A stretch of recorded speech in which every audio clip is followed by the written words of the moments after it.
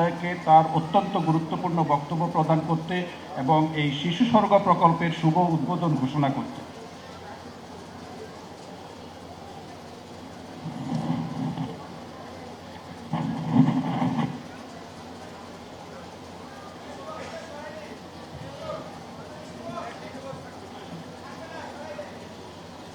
বিসমিল্লাহির রহমানির রহিম।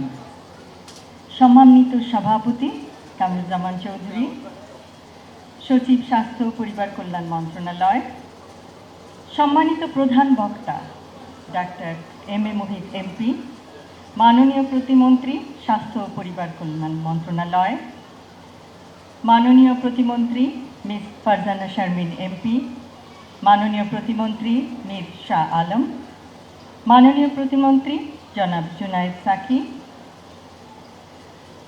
সম্মানিত অধ্যাপক প্রভাত চন্দ্র দাস, সম্মানিত ডাক্তার জিয়াউদ্দিন হায়দার, বিশিষ্ট চিকিৎসকগণ ও স্বাস্থ্য মন্ত্রণালয়ের কর্মকর্তা ও কর্মীগণ, ঢাকা উত্তরের প্রশাসক, ঊর্ধ্বতন সেনা কর্মকর্তাবৃন্দ, সম্মানিত উন্নয়ন সহযোগী সংস্থার প্রতিনিধিবৃন্দ,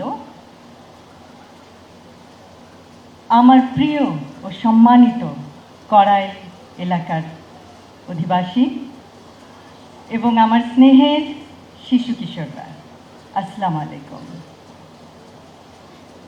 পরম শ্রদ্ধাভরে স্মরণ করছি শহীদ রাষ্ট্রপতি জিয়াউর রহমান এবং আপসহীন দেশনেত্রী বেগম খালেদা জিয়াকে। শিশুরাই জাতির ভবিষ্যৎ। কোনো প্রতিবন্ধিতা যেন শিশু কিশোরদের যোগ্য নাগরিক হিসেবে গড়ে ওঠার ক্ষেত্রে প্রতিবন্ধকতা না হয়, সেই লক্ষ্যে আজ কড়াইলে শিশু স্বর্গ প্রকল্পের আরম্ভ।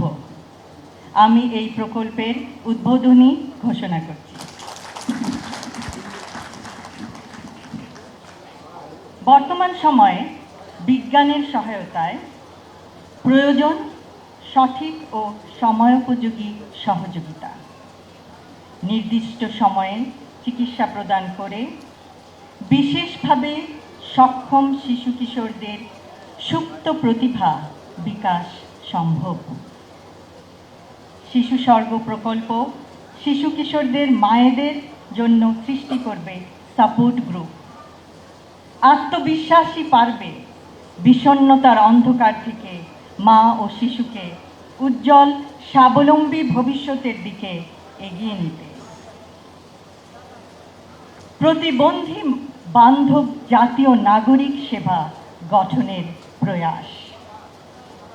আমরা কিছুক্ষণ আগে শুনলাম বাসে, ট্রেনে, লঞ্চে বিনা ভাড়ায় প্রতিবন্ধী ব্যক্তিদের যাতায়াতের বিধান করা হবে। ইনশাআল্লাহ, a disability-friendly national citizen service will pave the way for a better and brighter future for all. শারীরিক বা মানসিক প্রতিবন্ধকতা যেন সুস্থ থাকার অন্তরায় না হয়, নিশ্চিত করতে হবে সবখানে তাদের সহজ প্রবেশাধিকার এবং মর্যাদা। সবশেষে আমি শিশু স্বর্গ প্রকল্পের সাথে জড়িত সকল সদস্যকে জানাই আমার আন্তরিক ধন্যবাদ। ধন্যবাদ জানাই স্বাস্থ্য মন্ত্রণালয়ের এবং স্বাস্থ্য অধিদপ্তরের সকল সদস্যকে, যাদের অক্লান্ত প্রচেষ্টায় আজকের এই আয়োজন সম্ভব হয়েছে।